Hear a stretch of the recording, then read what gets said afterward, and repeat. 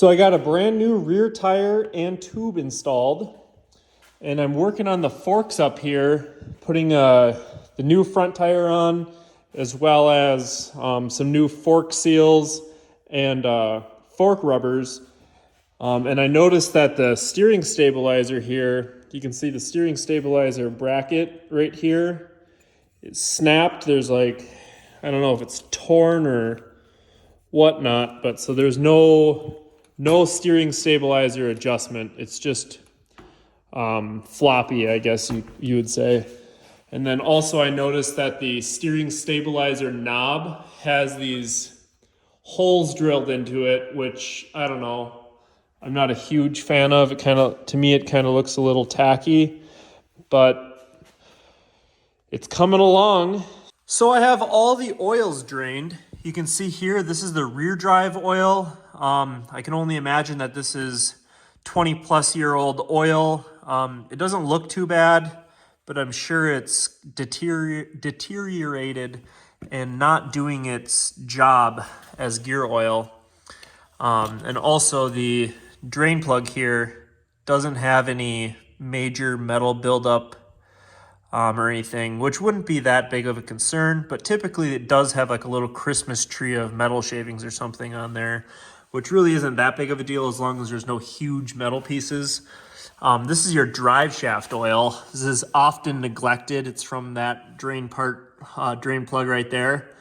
That's all that came out of there. So not very much oil. It doesn't necessarily look too bad, but I'm guessing that with all this oil buildup around there, that the gasket right here is potentially shot or not sealing, but that will need to be addressed. So over here, the gear oil and engine oil for the transmission and motor, they're both drained into the same pan, just because the drain plugs are right next to each other. But when they were draining, the oil appeared to be pretty clear and not terrible, but again, it's probably 20 plus years old.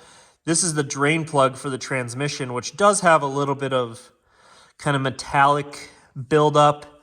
But again, like I talked about with the rear drive, this is pretty much 100% normal. Not a huge concern there. Unless you see like a tooth off of a gear or something, this isn't that big of a concern. So if you see that, don't all of a sudden jump to conclusions that you need a new transmission or your transmission needs to be rebuilt. Perfectly normal. Engine oil, yeah, like you saw in the earlier video in part 1, the engine oil looked brand new, like it has pretty much 0 miles on it. But again, it's 20 plus years old, so I don't know. It's just deteriorated, and we're just gonna swap out for some 20W50. I don't even know what was in there before. We did do the fork oil, fork seals, have the forks all back together with the new fork rubbers here. They look way nice, brand new. Got brand new rubber on there too, front and rear.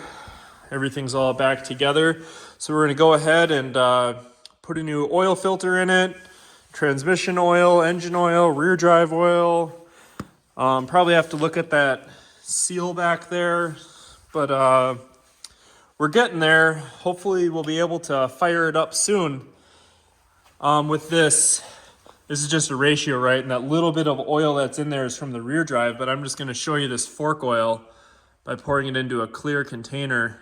You can see this fork oil was not necessarily the best. It was pretty much black.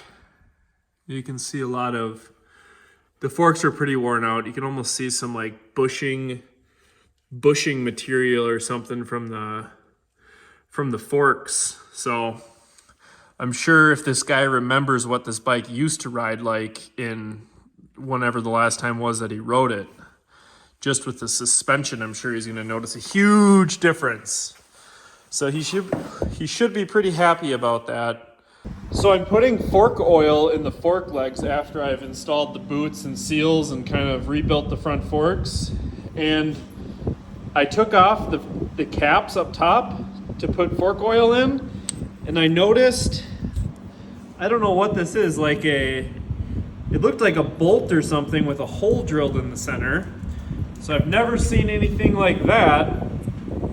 And I kind of used a magnetic tool, and I have no clue what the guy has going on here, but it's like he drilled out the head of a bolt, drilled all the way through, and just had him like sitting in here. So I have no clue what that is, or I'm sure it's some sort of something he read online. Someone told him that it'll help his suspension if he drills a hole in a bolt and puts it in his fork leg. Who knows? Now we have fresh fluids throughout this rig, and now we're going to tackle putting a new air filter in, getting new intake pipes on, and get these carburetors rebuilt. So if you haven't subscribed, please click subscribe. And if you really want to help me out, you can click the join button. It costs $4.99 a month. And with that $4.99 a month, you pretty much are going to get 24/7 personalized assistance for whatever you got working on at home. So if you're working on, let's just say, like an R1100S, like this one right here, and you have a runnability issue or something's up with it. This one, the customer is complaining that it feels like it's running out of gas, and I could probably help you out with that over the phone or give you detailed instructions, kind of walking you through how to get something like that taken care of. But if not, just subscribing to my channel and watching my videos, I'm super thankful for that. And I'm just trying to grow my channel as fast as possible. So you can see here, I got the carbs off. I threw a new air filter in there, and I was just going to show you a trick on how to get this fuel line through with your air box on. So what I do is I take a big long screwdriver like that. It can be kind of tricky fishing your fuel line through there, that hole there. So I just take a screwdriver, shove the screwdriver through, go around to the other side, take your fuel line, put it over your screwdriver just a little bit. Sorry. And then come around to the other side and just pull your screwdriver through.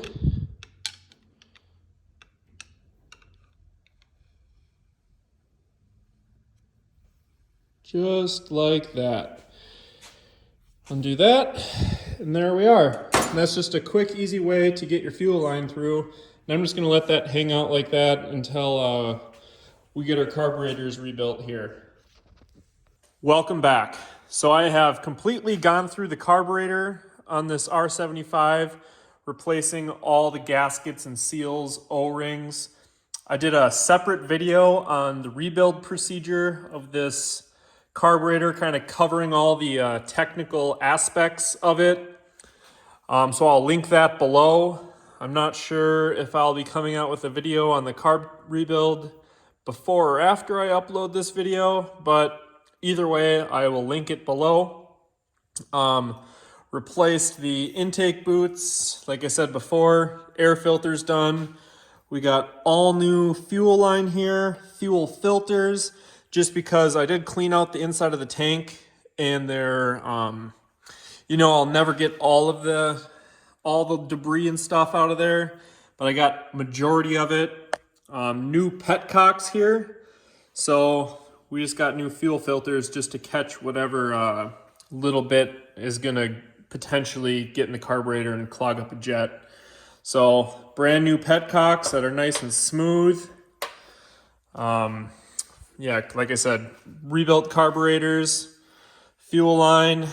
Got a nice set of updated NGK. These are the good ones, so make your bike run a lot better.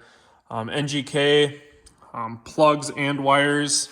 Got new gaskets and obviously checked the valves. The exhaust side ended up being a little tight, so I adjusted everything right into spec, and yeah, she's getting closer and closer every single day.